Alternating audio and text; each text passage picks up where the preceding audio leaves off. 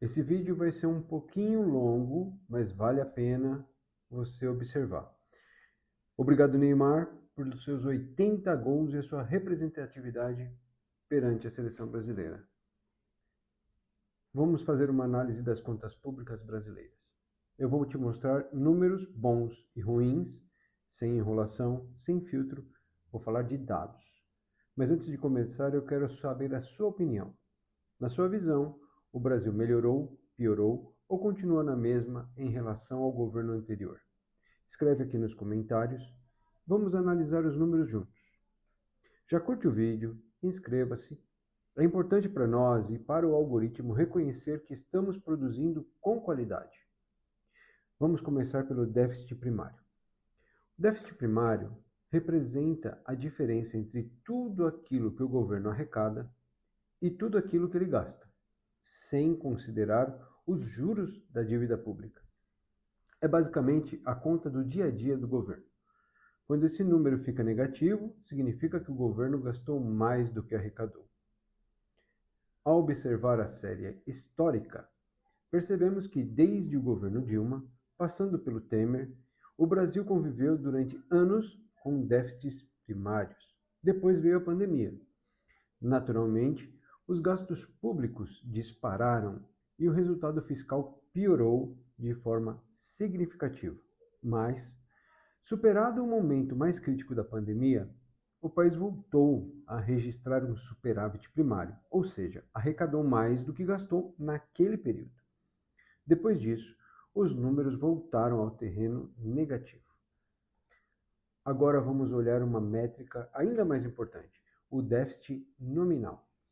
Enquanto o déficit primário ignora os juros da dívida, o déficit nominal mostra a conta completa. Ele considera as despesas do governo, inclusive o pagamento dos juros da dívida pública. Essa métrica mostra quanto realmente falta para fechar as contas do país. Quando analisamos essa trajetória, percebemos que o Brasil permaneceu durante muitos anos operando no vermelho. Sempre que o governo gasta mais do que arrecada, essa diferença precisa ser financiada. Como que isso acontece? Através do aumento da dívida pública. Pense aí, por exemplo, em uma família que ganha aí R$ 5.000 por mês e gasta 7.000. R$ 2.000 que faltam precisa vir de algum lugar. Normalmente, isso acontece através de empréstimos. Com o governo, é exatamente a mesma lógica. Quando falta dinheiro para fechar as contas, ele emite dívida. Por isso, déficit recorrente significa aumento da dívida pública. Observando a evolução da dívida, percebemos um crescimento significativo ao longo dos últimos governos. Durante a pandemia, houve um aumento expressivo impulsionado pelos gastos extraordinários daquele período. Depois, ocorreu uma redução. Nos anos seguintes, a trajetória voltou a subir. E existe um detalhe muito importante. O Banco Central Brasileiro e o Fundo Monetário Internacional utilizam metodologias diferentes para calcular a dívida pública. O Banco Central desconsidera determinados títulos que permanecem na carteira da própria autoridade monetária. Já o FMI utiliza uma metodologia padronizada internacionalmente, permitindo comparações entre diversos países. Independentemente da metodologia utilizada, ambas apontam para uma trajetória de crescimento da dívida. Mas surge uma pergunta importante que: será que o problema é falta de arrecadação? Os dados mostram que não é falta de arrecadação. O Brasil já possui uma das maiores cargas tributárias de sua história. Ao longo dos anos, também ocorreram diversas mudanças na legislação tributária, incluindo criação, ampliação ou revisão de diferentes tributos e contribuições. Além disso, a reforma tributária prevê mudanças profundas na estrutura de impostos sobre o consumo, tema que ainda gera grande e intenso debate entre economistas e especialistas. Ou seja, a discussão não gira apenas em torno de quanto arrecada. Também envolve como esses recursos são utilizados. Agora, vamos olhar um outro indicador, o IRBES.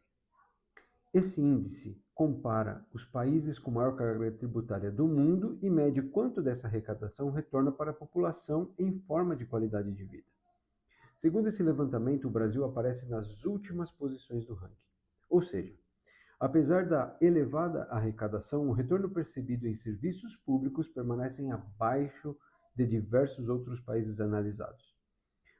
Vamos agora para outro indicador internacional, o Global Peace Index.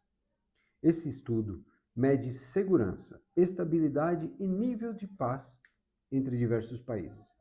Enquanto alguns países aparecem entre os mais seguros do mundo, o Brasil ocupa uma posição intermediária para baixa no ranking, demonstrando que segurança pública continua sendo um grande desafio nacional.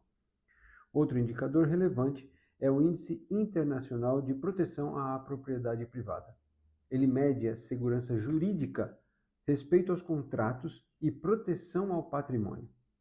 Nesse ranking, o Brasil aparece distante das economias mais desenvolvidas, mostrando que ainda existem desafios importantes na segurança institucional. Também vale observar o Índice de Percepção da Corrupção. Esse levantamento internacional mede como especialistas e empresários percebem os níveis de corrupção no setor público.